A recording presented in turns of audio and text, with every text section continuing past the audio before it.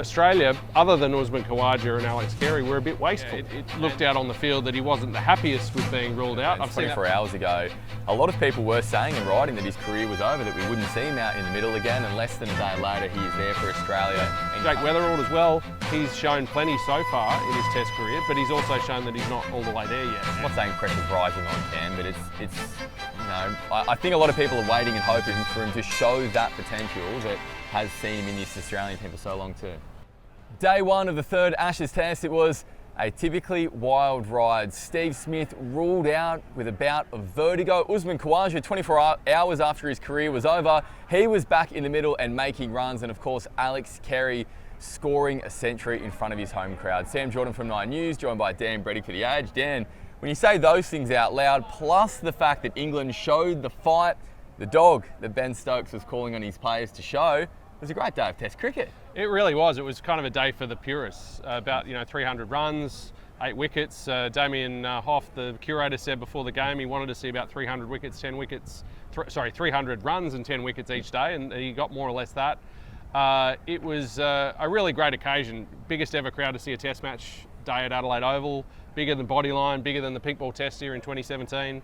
From the moment that Steve Smith was ruled out before play, that was also, that added a little bit of that chaos element that we've seen in this series so far. But yeah, once the cricket got underway, England weren't too good with the brand new ball, but they hit their straps after that, and I thought they were really good in terms of how they persisted through the day in really hot conditions. And I thought Australia, other than Usman Khawaja and Alex Carey, were a bit wasteful. And they in the conditions, they probably should have been looking at a score in the 450 region, and they'll obviously be hard pressed to get that now. Yeah, it's exactly right. Let's focus on Steve Smith, or at least let's start with Steve Smith as well. He did miss training 2 days ago, which is a very rare occurrence, and that's when, at least privately, the concerns started rising. He was back in the nets yesterday, but he certainly didn't look himself. He did cop a blow to the, let's say, stomach when he was in the nets, and although people dismiss that as just an unlucky blow, right throughout his time in the nets, he just didn't look comfortable, he didn't look himself, and that materialised today with him being ruled out.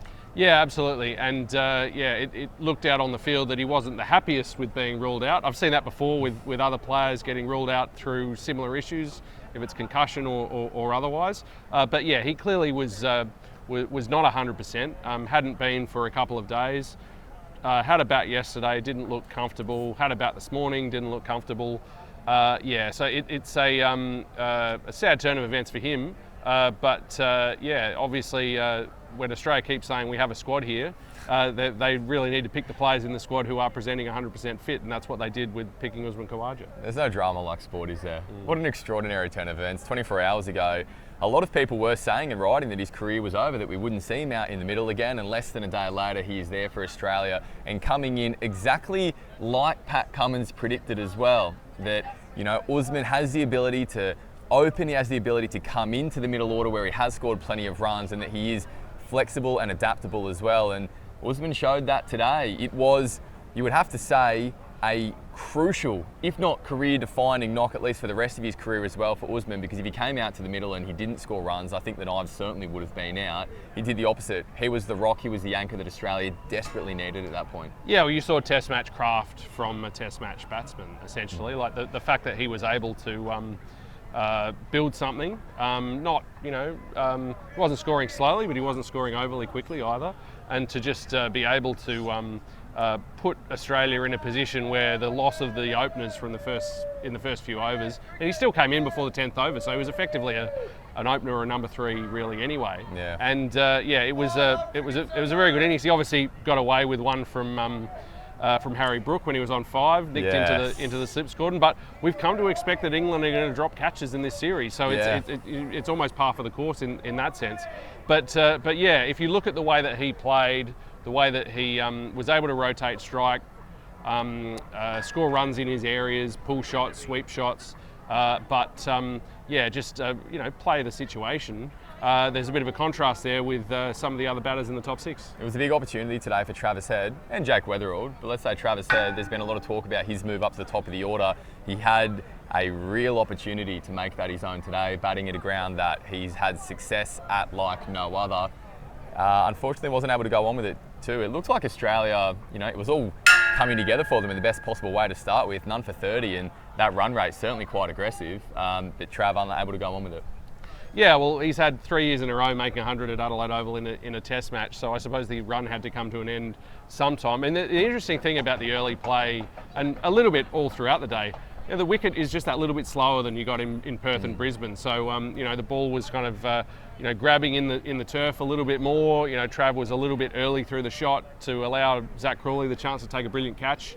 You saw instances of that all through the day, and that's where, as I said before, like test match craft, not getting too far ahead of yourself was really good from Usman Khawaja. And yeah, Jake Weatherald as well. He's shown plenty so far in his test career, but he's also shown that he's not all the way there yet. And he'll be reviewing that dismissal and the fact that that was one that got a bit big on him. Marnus Labuschagne dismissed with the first ball after lunch. It brought Cameron Green out to the middle. He lasted 2 deliveries. He was gone for a duck.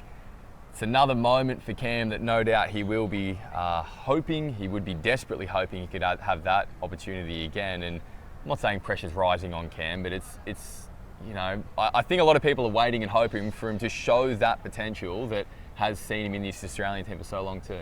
Yeah, well, at the moment, Cameron Green is not batting like someone who replaces Steve Smith at number 4. He looks like an all-rounder. He looks like he's probably his best spot is probably at number 6. He hasn't made a Test 100 in Australia, and obviously the way that he got out, even in a slightly different situation in Brisbane, showed that he wasn't thinking exactly as he should have been in that situation. And again, this start of the innings, there's a little bit of unpredictability about the track,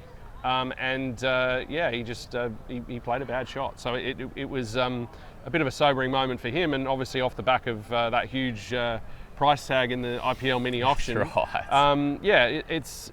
He really needs to have a bit of a think with the people around him about how he should be starting his innings. It's funny, when he came into Test cricket, he was a very conservative, slow starter to an innings. He's since then played a lot of T20 cricket, a lot of white ball cricket, where he's been terrific, as an aggressive player. And so the way for him to play in Test cricket is somewhere in between, and he's still trying to find that register. Cam Green went. It did look as though the script was written for Usman Khawaja. He looked so good out in the middle. It was, apart from that edge that he gave to Harry Brook, it was a seemingly chanceless innings. He did depart for 82 runs. The script, however, was written and was executed for Alex Carey. His 3rd Test century, his 2nd in Australia, and his 1st at home as well. Given the emotion around the passing of his father, Gordon, early this year too, which Alex has spoken about at the close of play, and of course he had that beautiful tribute when he did bring up his 100 too. That is one of the all-time moments for the crowd here at the Adelaide Oval too. Yeah, it really was. And as I said, they'd had Travis Head 3 years in a row, so it was only fair, I suppose, that they got Alex Carey today. Obviously, when he was on 72, he had what was clearly a pretty lucky break. He said after play tonight that he probably did nick that ball from Josh Tong. A lot of talk about that. And that in itself is getting curiouser and curiouser in terms of there was a spike on Snicko, but the spike came before the ball reached the bat. Now, yeah, there's a few queries going on at the moment about how that came to happen. And David Saker, the England bowling coach, also an Australian, spoke after play tonight and said England were very much unhappy with that, and they feel that they've been hard done by there. So I think that one's going to roll on and on a little bit. Yeah, that's right. A relatively even day, you have to say. Who won? Can't. It's a draw. Australia and England very evenly poised, which, given the fact that it is such a tight day, it's almost a win for England in itself. There hasn't been many days when England's been in the fight, and fight they did today. Dan, this was the attitude that we were hoping to see from England. Although there were some blows early in terms of getting knocked around the ground, Jofra Archer, when he got going, he was sensational, and he dragged the rest of the attack with him too. Yeah, he did. If you think about this day, it's a little bit like day one of the Gabba, where England were batting first. They got 330 odd. You thought, oh, that's a competitive score. But there's now the opportunity, if England can get a couple of quick wickets tomorrow, to really bat big. And as we know, tomorrow's even hotter than today. Yeah. So there is an opportunity now for them to get into the series, provided they can get those couple of wickets quickly. They don't allow Mitchell Starc to get 80 again. And it definitely, you could see in Ben Stokes, he was really proud of the way his men went about it today. The first thing he did at stumps was go to Jofra Archer and give him a big hug.